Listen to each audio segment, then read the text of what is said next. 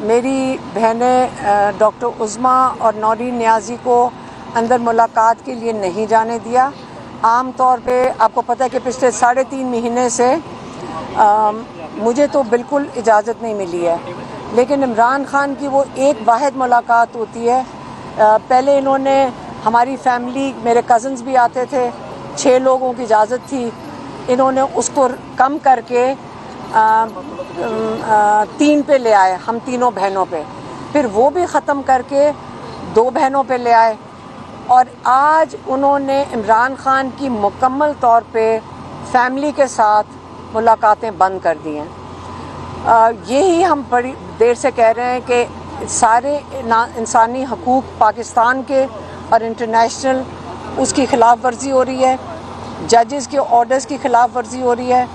आज इमरान खान की मुलाकात हुई है इमरान खान और बुशरा बीबी की, बुशरा बीबी की बेटी के साथ और बुशरा बीबी की भाभी के साथ हुई है, और एक हमारे लॉयर जो अंदर गए थे।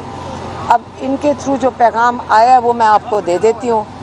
पहला पैगाम इमरान खान का ये है कि 3 जजेस लाए गए, एक काजी फाइज ईसा, एक अमीनुद्दीन और एक डोगर। इनको ख़ास अपॉइंटमेंट दी गई है ताकि इमरान खान को क्रश करें। इन्होंने इन जजेस के हाथों सबसे पहले पार्टी ख़त्म की, इनकी पार्टी के सिंबल लिया, इनकी पार्टी को बिल्कुल क्रश करने की कोशिश की। फिर दूसरे जो जज हैं, इन जजेस के हाथों इन्होंने जो सीटें हैं, रिज़र्व्ड सीट्स, ये इनसे छीन ली।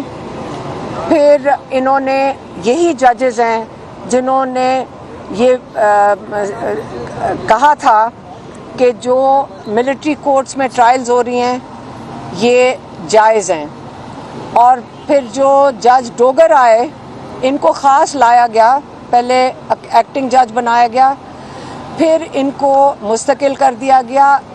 उनको इनाम इस चीज़ का मिला है कि उन्होंने कामयाबी से 3.5 महीने इमरान खान का केस नहीं लगाया, जिस पे इमरान खान को अगर 3 मिनट में, हमारे लॉयर्स कहते हैं कि अगर वो केस सुन लें तो 3 मिनट में इमरान खान और बुशरा बीबी को बेल मिल सकती है। तो वो जज जो डोगर हैं, इन्होंने 3 महीने बड़ी कामयाबी से इमरान खान का केस लगने नहीं दिया। हम सारे MNAs MPAs साथ जाते थे, इमरान खान के इलेक्टेड लोग साथ जाते थे सिर्फ तारीख लेने के लिए, और जज डोगर ने बड़े कामयाबी से आंख मचोली खेली है और ये केस नहीं लगने दिया। और अब जब हम तारीख मांगते हैं वो तारीख ही नहीं दे रहे।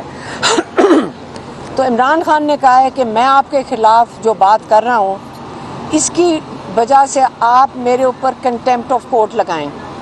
मैं आपके ऊपर इल्ज़ाम लगाया है, आप मेरे ऊपर कंटेम्प्ट ऑफ कोर्ट लगाएं, और मैं आपके सामने पेश होऊंगा और ताकि मैं अपनी बात कर सकूं कि ये मैंने बात क्यों की है और मैं कोर्ट में पेश होना चाहता हूं। ये एक इमरान खान ने पैगाम भेजा है। दूसरा पैगाम उन्होंने कहा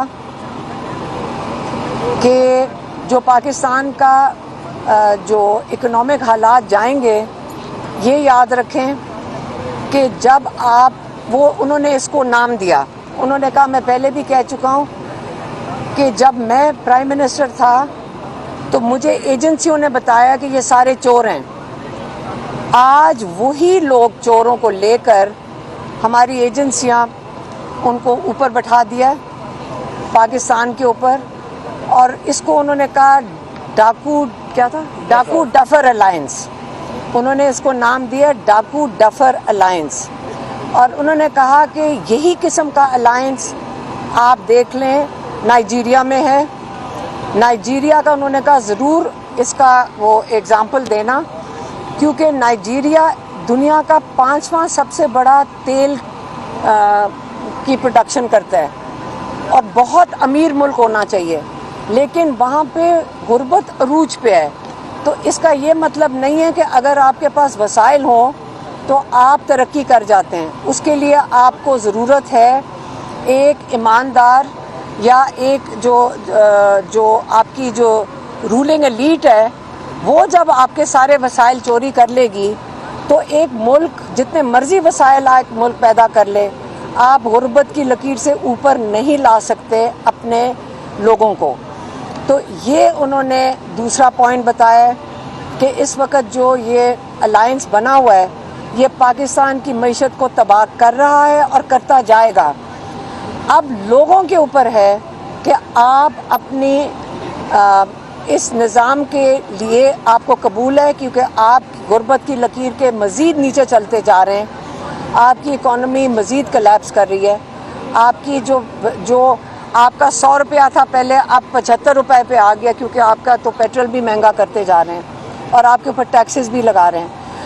अब लोगों के ऊपर है कि आपको जो तहरीक का इमरान ने ऐलान किया है वो रूल ऑफ लॉ के लिए है, क्योंकि रूल ऑफ लॉ पाकिस्तान में इस वक्त आप जो देख रहे हैं कि सज़ाएं मिल रही हैं लोगों को कि झूठी गवाहियों के जब हमारे लॉयर्स ने जाकर कोर्ट लखपत में दिखा दिया है कि झूठी गवाहियाँ, जो 2 गवाह थे जिसके ऊपर सारा केस बना हुआ है वो झूठे थे, वो प्रूव हो गया है, उसके बावजूद आज देखने को है क्योंकि उन्होंने जजमेंट रिज़र्व कर लिया है और आज देखते हैं कि ये जज जो लाहौर वाला है ये किस किस्म की सज़ा देता है, या उनकी झूठी गवाह जिन्होंने दी है उनको 12-12 साल की सज़ा दे, क्योंकि कानून कहता है कि अगर आप झूठी गवाही देंगे उसकी सज़ा 12 साल है।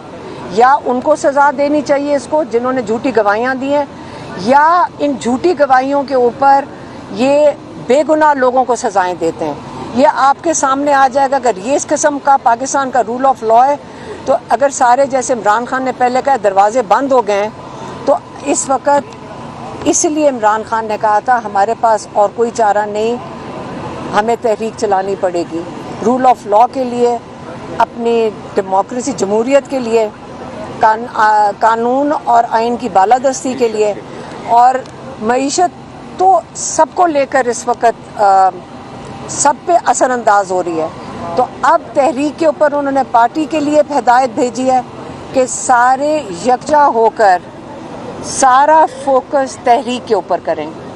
उन्होंने ये अपनी हिदायत भेज दी है जो सलमान अकरम राजा साहब को इमरान खान की दे दी गई है कि सारे मुत्तहिद होकर सारा अपना फोकस तहरीक के ऊपर ले आएं।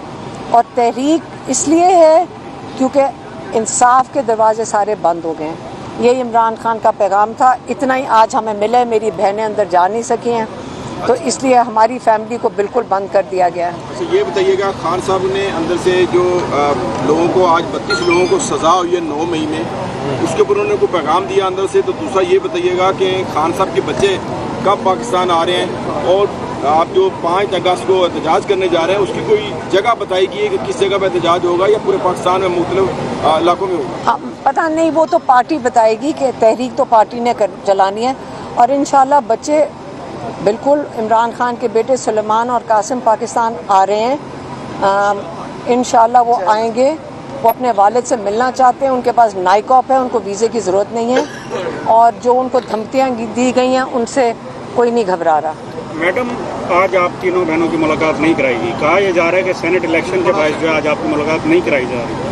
तो सेनेट इलेक्शन तो अली अमीन साहब की सरपरस्ती में हुआ है केपी में, तो क्या अली अमीन ही वजह है आपकी मुलाकात नाम कराने में? मुझे नहीं, हमें नहीं पता क्या वजह है, किस वजह से नहीं कराई गई। सिर्फ हमें ये पता है कि फैमिली को आहिस्ता आहिस्ता इमरान खान को मुकम्मल तौर पे मुकम्मल आइसोलेशन में कर दिया गया है। मुकम्मल इस वक्त इमरान खान के ऊपर जो ये जो झूठ बोलता है, ये क्या नाम है, ये जो अंजुम सुपरिटेंडेंट, ये झूठा इंसान है। इसने झूठी जाके वो इतना बड़ा पर्चा निकाला है। आप कभी 2 साल में आपने सुना है कि इमरान खान ने कोई शिकायत की हो नाजायज़ किस्म की? आप जेलों में कई यहाँ से सहाफ़ी हैं जो जेलों में जाकर इमरान खान से उनसे डायरेक्ट स्टेटमेंट सुन चुके हैं। बल्कि इमरान का कोई बदतमीज़ी करता था पुलिस वाला, और अगर हम कुछ कहते तो कहते इन बेचारों को कुछ मत कहो, ये तक कहते हैं, और आप लोगों को भी पता है।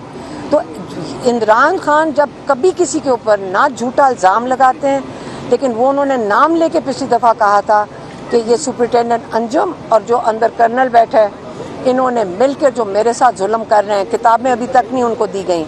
एक सेल में आप 22 घंटे बंद हो और आपको किताबें ना दी जाएं, तो ये जुल्म, इससे ज़्यादा और क्या जुल्म हो सकता है। अच्छा, दूसरा ये बताइएगा कि आपने कहा कि उनको आइसोलेट कर दिया गया है, प्रेस रिलीज जारी की गई अडयाला जेल की तरफ से, उन्होंने कहा कि तमाम सहूलियात जो है वो खान साहब को दी गई हैं। इसमें कितनी सदाकत है? अभी जो उनसे मुलाकात आप करके आएंगे। झूठ बोल रहा है। एक दफ़ा एक वहाँ कोई डॉक्टर अंदर गया था, उसने कहा था, उसने बाहर आके किसी को बताया, जिसने हमें ये बात बताई कि वहाँ पे इतना हब्स होता है उस कमरे में कि आप 10 मिनट नहीं खड़े हो सकते। इमरान खान के कमरे में इतना हब्स होता है। ये वहाँ पे किसी ने आके बाहर बताया कि वो कैसे बर्दाश्त करता है जितना हब्स उस कमरे में है।